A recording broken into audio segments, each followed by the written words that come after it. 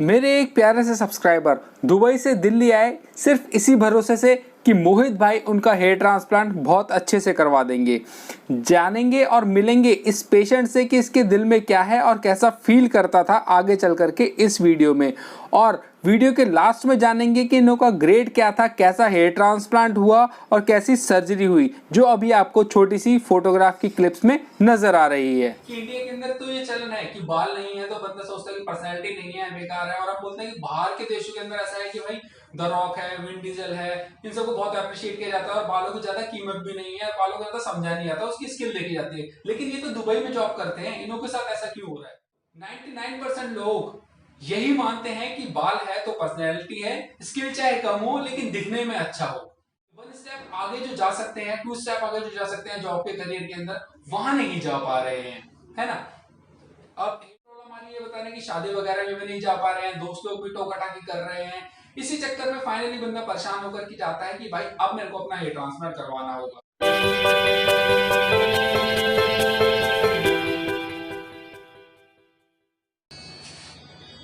Hello दोस्तों, मेरा नाम है मोहित और आप देख रहे हैं आपका अपना फेवरेट हेयर ट्रांसप्लांट नो बकवास ओनली ज्ञान चैनल। दोस्तों मेरे साथ बैठे हैं गुलाम भाई, जो कि बिहार के रहने वाले हैं लेकिन दुबई में जॉब करते हैं। कल ही दुबई से आए हैं और आज इनका हेयर ट्रांसप्लांट है।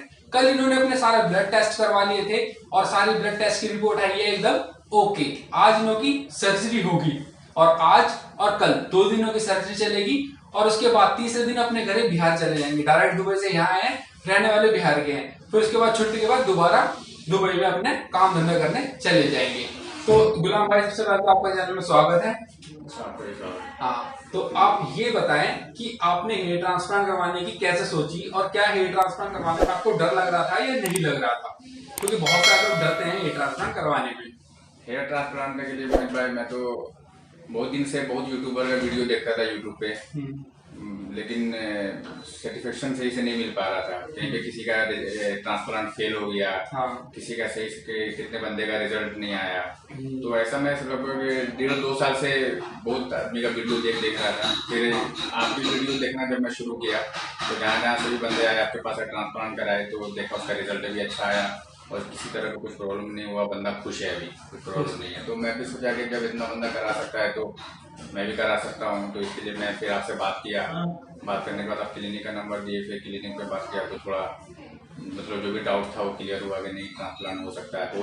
बहुत जगह बहुत आदमी ऐसा बोलता है कि आँखों की रोशनी चली जाती है, आदमी कैंसर हो जाता है, मतलब याददाश्त चली जाती है, इस तरह का बहुत परेशान बहुत बात आदमी अफवाह बोलता था।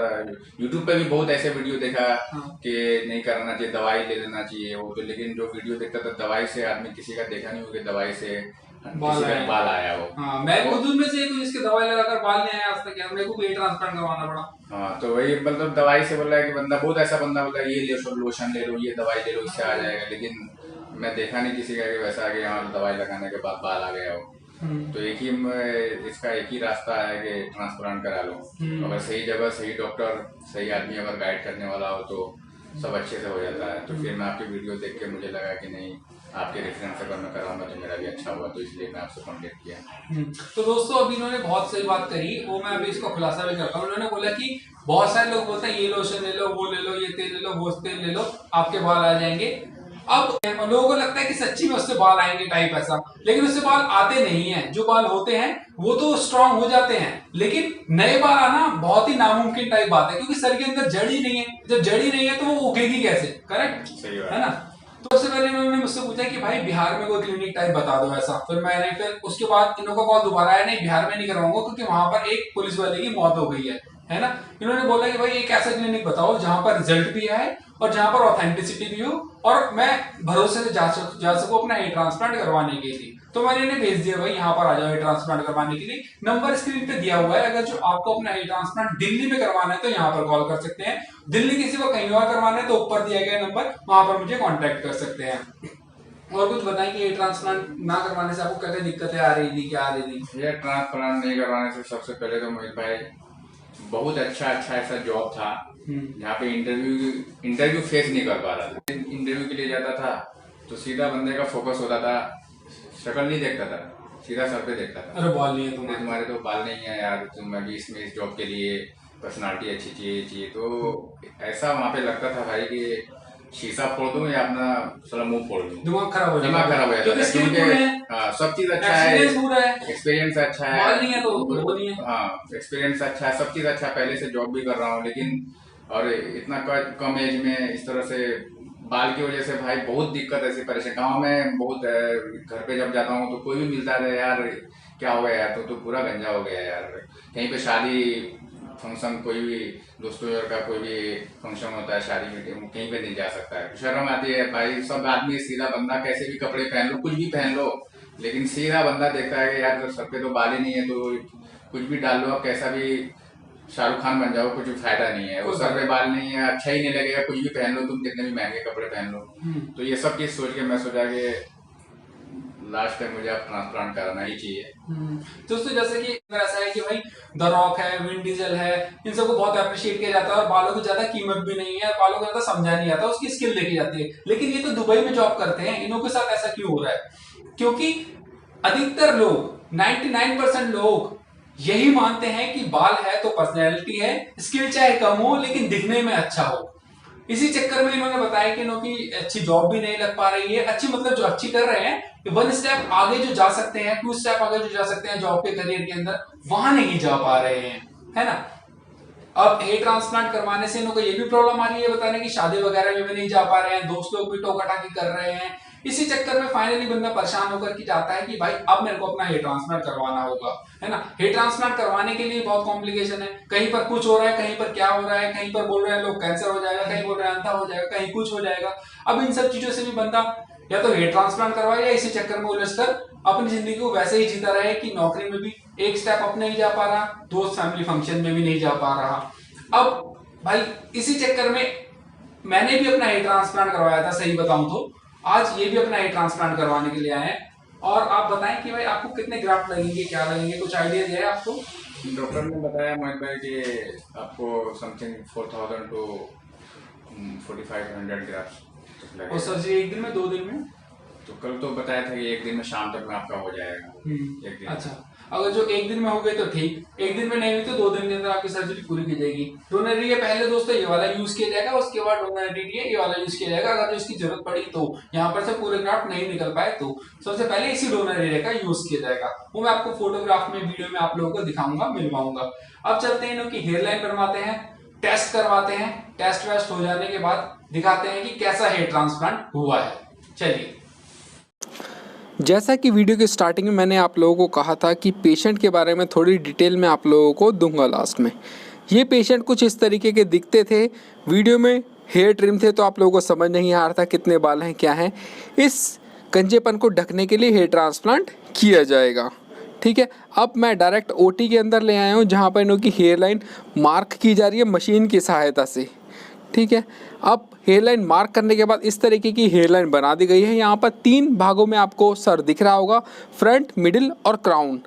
यहाँ पर जो प्लानिंग की गई है, फ्रंट में हाईली डेंस हेयर ट्रांसप्लांट करने की गई है और बीच में रीफिलिंग टाइप, और क्राउन एरिया के अंदर भी ये प्लानिंग की गई थी कि यहाँ पर भी डेंसिटी दी जाएगी ताकि आगे से पीछे से बंदे को दिख ही ना पाए कि कौन बंदा कितना गंजा है। और टेम्पल क्रिएट नहीं किए गए क्योंकि ऑलरेडी अच्छे टेम्पल नज़र आ रहे थे।